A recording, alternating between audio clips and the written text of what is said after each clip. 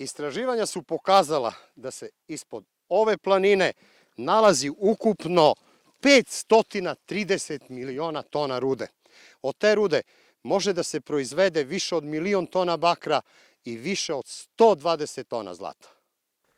Brdo Kiseljak, selo Tulare, opština Medveđa. Pre 10 godina tu je završen prvi deo istraživanja.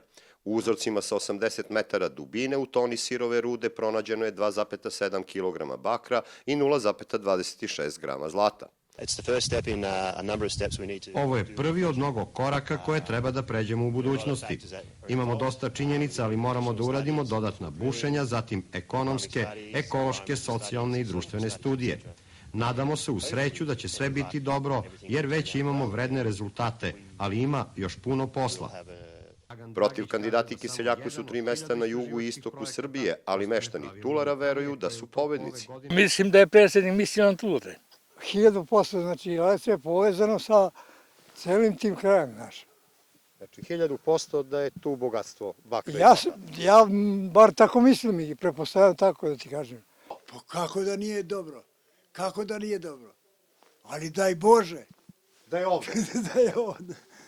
U magmatskim planinama oko Medveđe vekovima se u rudniku Lece kopa olovo, cink, srebro i zlato, a Sjarinska i Tularska banja imaju više od 20 lekovitih voda. Naša opština je poznata po rudnim bogatstvima. Sigurno da u Tularu ima rude obogaćena plemenitim metalima.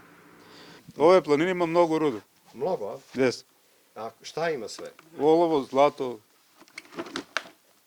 A vi ste ovde rudar Iz Makedonije.